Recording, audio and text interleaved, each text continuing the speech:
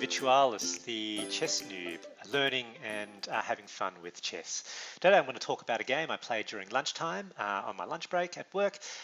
More Vienna game madness, but this time I played black, so the opponent played the Vienna game against me, and I don't see that too often. And I was fortunate enough to be the winner in this game. So straight to the game. So review first.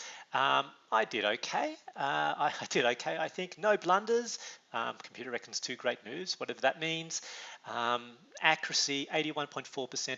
Often I find with the Vienna, the games are so wild, it's unlikely that I get much better than that. Still better than the opponent, so can't be too unhappy about that. Now, with the Vienna, so that starts, of course, with e4, e5. The Vienna proper starts when white develops their knight to c3, as we can see. I developed my own knight, and the opponent then pushed the pawn to f4, starting the Vienna gambit. Now with the Vienna gambit, it is an absolute mistake for black to try to capture that gambited pawn. Absolutely nothing good comes out of it, and in fact in this position there is only one good move, and a move that potentially isn't too obvious. As you can see sort of on the analysis line, the only good move is d5, immediately pushing the pawn to the center. Any other move other than that is pretty much bad, and white would have an advantage. And this enters the main line of the Vienna game. We go through a series of captures and trades, which basically is part of the main line. Now, at this point, I'm pretty sure we had both exhausted our theoretical knowledge of the Vienna game, and so we were just playing some chess. I found this move, which the computer thinks is pretty good. Attack on the c3 knight with both the knight and the bishop. And in this position, I thought, this was pretty strong, given that both captures would either be a check or potentially attacking the queen as well. Now the opponent immediately attacks my bishop with pawn to a3. And in this point, I really struggled to think what was the best approach. Initially, I thought maybe the knight would be good, because if I captured the knight, they captured back with the pawn, then I would have this devastating attack on the rook with check. But of course, the opponent doesn't have to give me such an obliging line. And I thought the problem was that after I captured the knight with my knight, the opponent could just simply move their queen out of the way. And with both the knight and bishop under attack by pawns, it seemed like I was going to lose at least one of them. Now, interestingly enough, this is actually the best position, the best line for black, with the move of the knight to b5, allowing the bishop to be captured, then capturing the pawn on d4. Then that knight will be recaptured, and then this gangster move with queen to a4 with check and attack on the knight, and that knight is basically toast. It must go.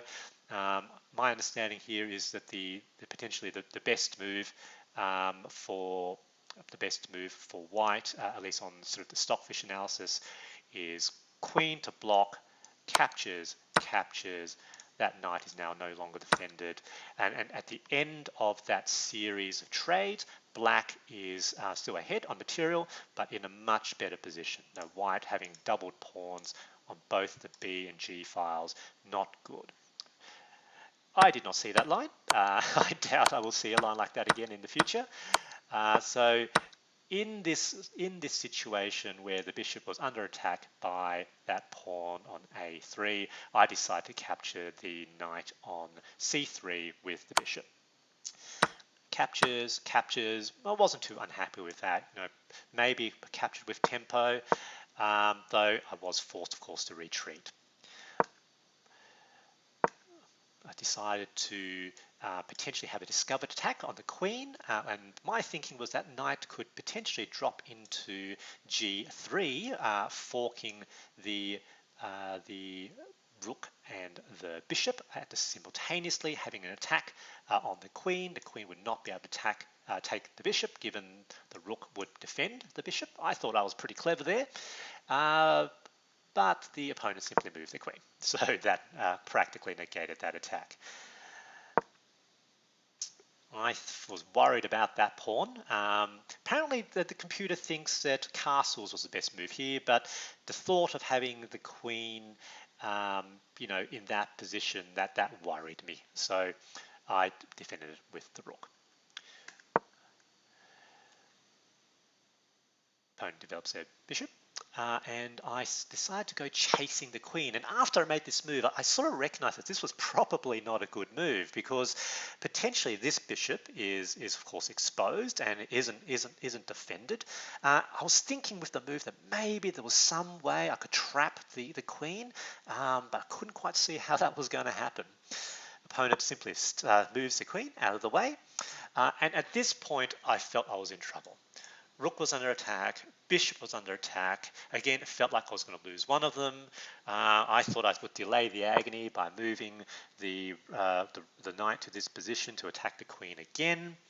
And at this point, the opponent thought for a long time, I think 4 or 5 minutes before making the next move, and I was worried that I had seriously made some sort of serious blunder and that they were seeing some sort of devastating attack. So I was very surprised after 4 or 5 minutes the opponent made the move short castles, because that queen is simply hanging. I don't know if they didn't see the queen hanging, or they were sort of calculating on things and just forgot. Basically a bow test gambit. I, of course, immediately captured the queen. I just took only 3 seconds to think about that, and at this point the opponent resigned, as so they should. GG.